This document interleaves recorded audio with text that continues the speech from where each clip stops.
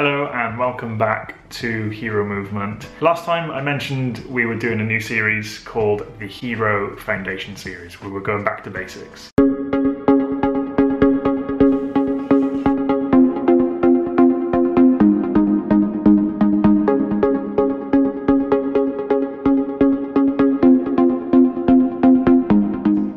So we're looking at the foundational habits and practices that can help form the foundation of a healthy, active, heroic lifestyle. So in this episode, we're going to be looking at posture. So how can we be a little bit more mindful of our posture and potentially make a few little tweaks and improvements as well. So essentially, posture is another word for positioning. So where does your body fall relative to the environment and the space around you? And in this case, we're going to be looking mainly at our standing posture. So how does everything sort of stack up when we're in a standing position? So our posture is the result of many different sort of interacting factors and components. So one is the environment that we find ourselves in most of the time. So are we sat down or are we standing, slouched over? So the positions that we spend most of the time in are going to shape our bodies and our posture the rest of the time as well. Secondly is our habits. So what sort of patterns have we then picked up, like movement patterns and sort of static standing or sitting, resting patterns as a result of those environments. Then there's also our anatomical structure. So that could be due to genetics, or it could be due to just slight variations in sort of lever length, bone length. Also tightness and restrictions and sort of laxity in different areas of the body can then impact where those structures fall and how the resulting posture looks and feels. People often have this idea that there's like one perfect posture and that we should be in that position all of the time and be able to maintain it all of the time. I don't necessarily think that's true. I think we should be fluid and we should be able to adopt a varying degrees of sort of positions and to be able to fall out of what we would consider proper alignment from time to time as well. Whilst stability is an important thing, so is flexibility and the kind of the ability to adapt and to bounce back and be able to kind of move with the environment around you too. That being said, there are certain positions and postures for the body that if we spend an extended period of time in, can potentially cause us some issues and even pain as well. And there are other positions that we're going to touch on today that are potentially more stable and could be more sustainable for us moving forwards. So a common example, a lot of people find themselves in sort of a slouched position. So the shoulder kind of rolls forwards and that's kind of their default posture. So it's shoulders forward, head and neck sort of craning upwards a little bit. So this could be causing pain in the shoulder. Sometimes though you can be in a position and you're not necessarily feeling pain from it. But we call that, it's in sort of a compromised, so it's in kind of a compromised position where it's less stable than it would be if it was sort of back here. And that can potentially then have a knock-on effect, as I said, on the neck, on the mid-back, even on the pelvis and hips. So one small component of the posture of your positioning, it is not kind of an isolated case. It can have a knock-on effect and impact the rest of the system. And even if you don't have pain in this position, the fact that you've got this as your default position, if you then go into something active, you go into your sport, lifting weights, trying to press something overhead, or just in everyday life, like lifting your kids up or grandkids up, that shoulder is in a less stable position. And it's because of that, you're going to have less potential for force. Like you're not going to be able to press as much weight or lift the kids as easily. But also because it's less stable, there's more risk for injury in that position than there would be if you were able to press in a more neutral and healthy position. So your posture, it's not just something, because we think of posture and we think of maybe back pain or sort of neck pain, shoulder pain.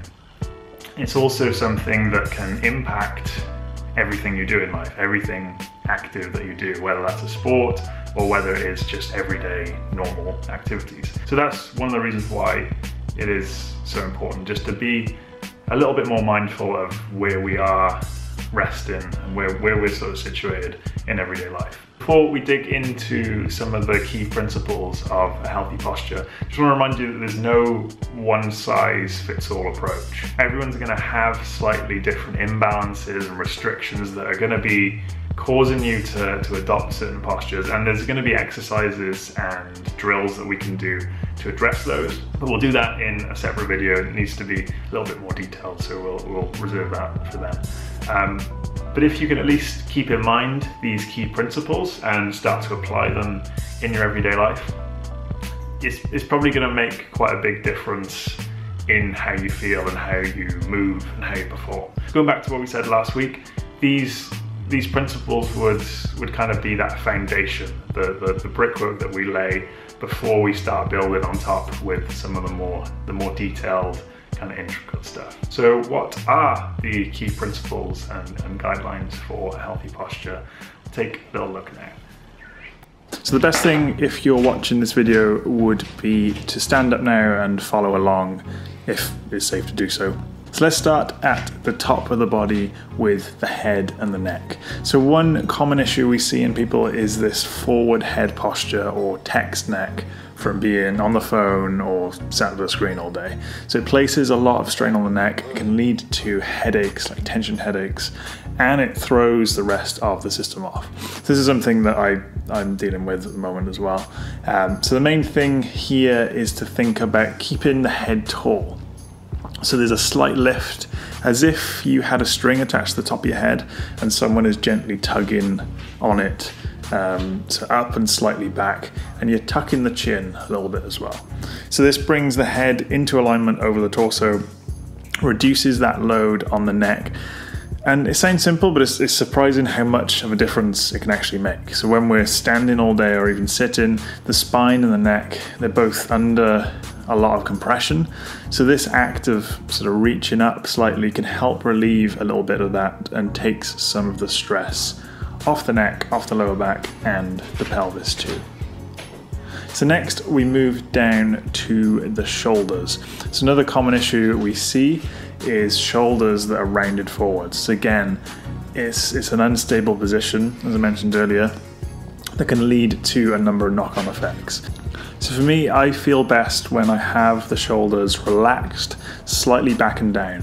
So if you squeeze your shoulders up to your ears, then pull them back and then pull them down away from the ears.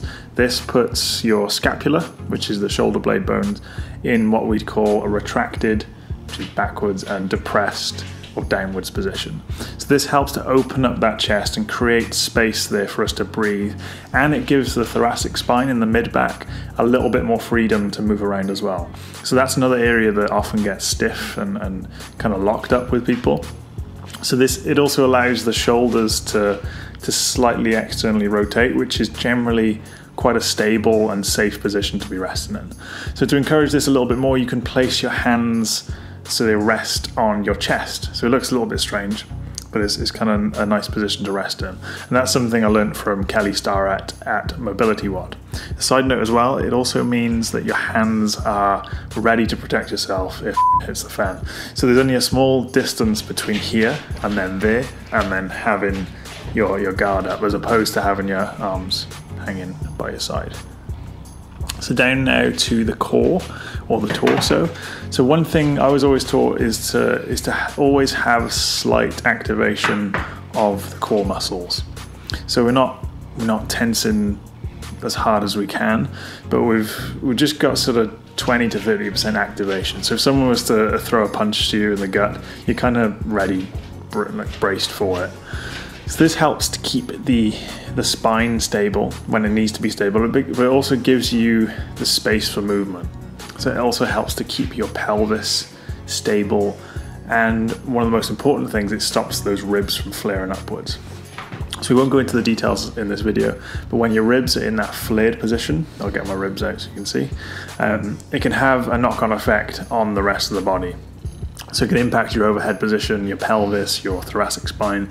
So in general, if we can keep the habit of sort of keeping them down, then that's a good thing. On to the pelvis. So with the pelvis, we're looking to adopt a near neutral position. So if you were to think of your pelvis as a bowl filled with water, at neutral, that water would be level. So what we often see is an exaggerated anterior pelvic tilt, so anterior meaning forwards, where the water from the bowl would tip out of the front. And in some people we get a posterior pelvic tilt, where the water would fall out of the back. So there can also be variations in pelvic height from side to side as well, and combinations of all of the above. But the important thing for us to remember is that we want to maintain a near neutral pelvis, maybe with a slight anterior tilt. So you're going to think about squeezing your butt, squeezing the glutes a little, which creates a slight external rotation at the hips. So like we said in the shoulder, this external rotation creates a little bit of space at the front of the hips, and it creates a more stable position.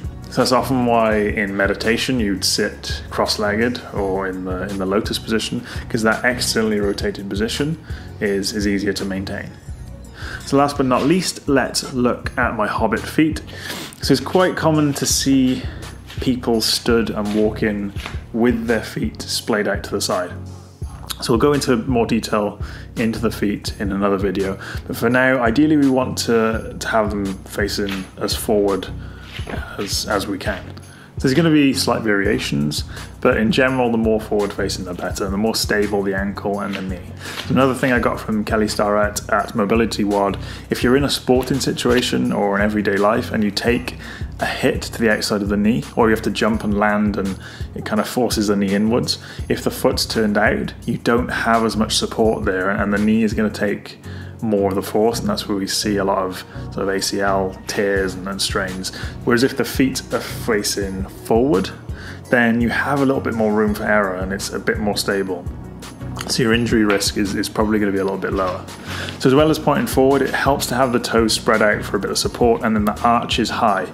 So what I mean by that is you have an arch between the front and the back of your foot. There's also a few other arches in the foot, we'll just focus on this one. So when that arch is high, the ankle is in a much more stable position. It's not collapsing inwards, which can often result in ankle and knee issues, particularly if you're a runner and you're doing lots of reps in that position. When that's collapsing in, that can cause some issues. So you can create this arch by screwing your feet into the floor. So if you just stand on two weight plates, with this sort of motion, the plates would spin outwards. So again, it's that external rotation motion. So if you have a play around with that, you'll find that it's made a lot easier, and it was made possible by squeezing your glutes again. So the last thing to think about with your feet is where is your weight distributed. So oftentimes we'll be leaning more into the toes or back into the heels, but we want to kind of find that even balance. So our center of gravity is falling through the middle of that arch and evenly through both feet as well. So just to quickly recap the 5 basic principles of healthy posture. So we have the head tall, and it's aligned over the torso with the chin slightly tucked. The shoulders are relaxed back and down, away from the ears and slightly externally rotated. The core is slightly braced with the ribs down. The pelvis is in a near neutral position with the bum muscles slightly turned on, and then the feet pointing forward with the toes spread, the arch is high, and screwing them into the floor. So that is the foundation of a healthy and stable standing posture. Again, it's going to be individual variations. We're all a little bit wonky from side to side, and there's going to be little restrictions and issues that are specific to us. And we can do drills and exercises to address those. But if we can lay that foundation of those 5 principles, then we're going to be doing pretty well. I mentioned earlier that posture is often related to our habits. Well, it is a habit.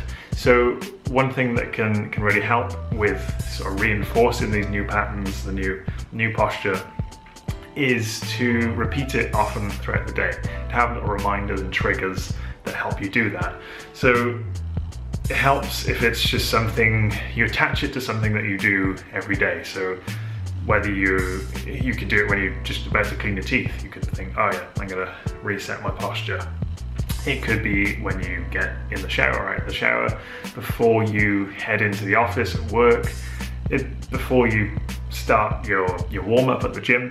Any sort of transitional period is great for forming a new habit, particularly related to your posture. So it's just finding a little pause throughout the day to become more mindful of where your position is lying, and then making a few little adjustments to that to put you in a better position. That's it for this week's video. As always, if you did enjoy it, then if you could give it a thumbs up and maybe share it with some of your friends who would maybe benefit from this. And if you have any questions or comments, then let me know in the comment section below and I'll get back to you if I have anything that I think might be useful. I'll be back soon, and in the meantime, have a healthy, heroic week.